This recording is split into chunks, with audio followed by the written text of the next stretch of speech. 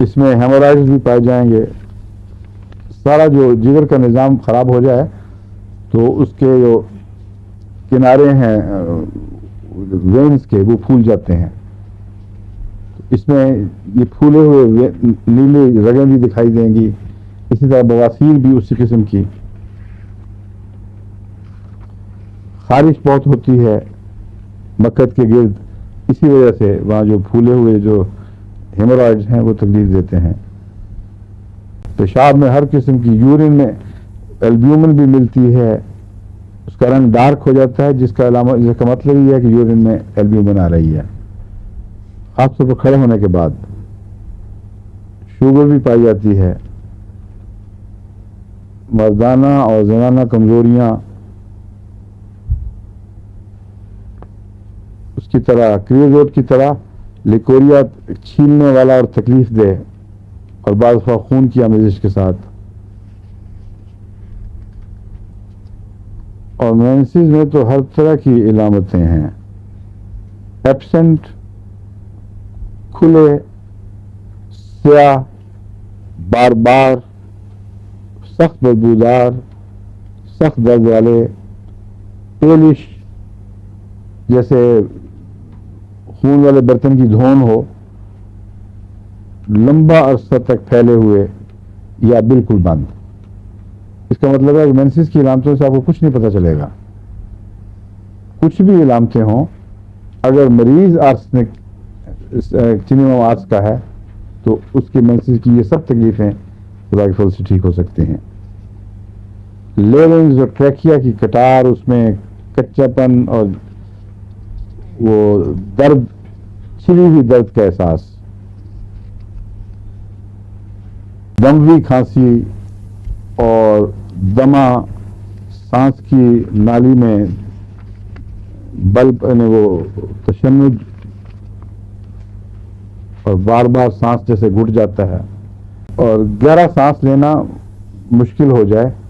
بعض دفعہ تو اس لیے مشکل ہوتا ہے کہ وہ لنگز بھر جاتے ہیں پانی سے, آتا ہی چھوٹا سانس ہے.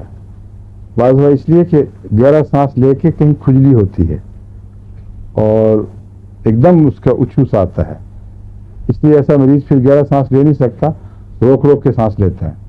چینی آرس میں یہ علامت پائی جاتی ہے. دل کی تکلیفیں ہیں, کنسٹرکشن, چیسٹ پہ اپریشن, انجائنا کی علامتیں. ان سب دل کی تکلیفوں میں جسم میں ورمیں ضرور پائی جائیں گی اور کمزوری مریض کے چہرے سے عیاں ہوگی. پلپیٹیشن, یہ سب جتنی بھی تکلیفیں ہیں, خلاصہ ان کا یہ یاد رکھیں کہ نبض تیز اور پتلی, کمزور, باریک. اگر باریک اور بے چین ہو تو آرسنک علاج ہے اس کا. اگر باریک اور کمزور ہو اور بے حوصلہ ہو, اس صورت میں اسے خالی پھڑ پھڑ کر رہی ہے, اس میں جان نہیں ہے, کچھ نہیں آرس کی علامت ہے. ہاتھ پاؤں تو ویسے میں نے بیان پہلے بھی کیا کہ ٹھنڈے ہی ہوتے ہیں اور ٹھنڈے ہی رہتے ہیں ہمیشہ. پنڈلیوں میں کریمپس اگر انیمک لوگوں کے پڑیں اس میں یہ بہت اچھی ہے. جسم میں ہر قسم کی دردیں, گاؤٹی, رومیٹک, سبھی طور پر متوقع ہیں اس میں. گھٹنوں میں درد, ٹانگوں میں درد. اس کے مریض کو اگر نیند, کوئی تھوڑی سی چین کی نیند ملتی ہے تو رات کے آخری حصے میں. اور یہ عجیب بات ہے کہ ملیریا کے مریضوں میں عموماً یہ بات پائی جاتی ہے. اکثر بخار شام سے لے کر یا صبح سے لے کے رات تک اپنا زور پورا لگا بیٹھتا ہے, تو پچھلے پہر ملیریا کے مریض کو عموماً سکون ملتا ہے, اور وہی اس کے آرام کا وقت ہے صبح چڑھنے کے گھنٹہ 2 گھنٹے تک. اس دوا میں بھی نمایاں ہے یہ بات. اگر جلد کا فالج ہو اور باقی مسلز کا نہ ہو, جلد جگہ جگہ سے بحث ہو جائے, یہ بھی چینی آرس کی علامت ہے.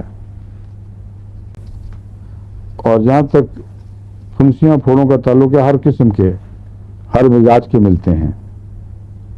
جس نے لینے ہوں اس سے آ کے لے لے.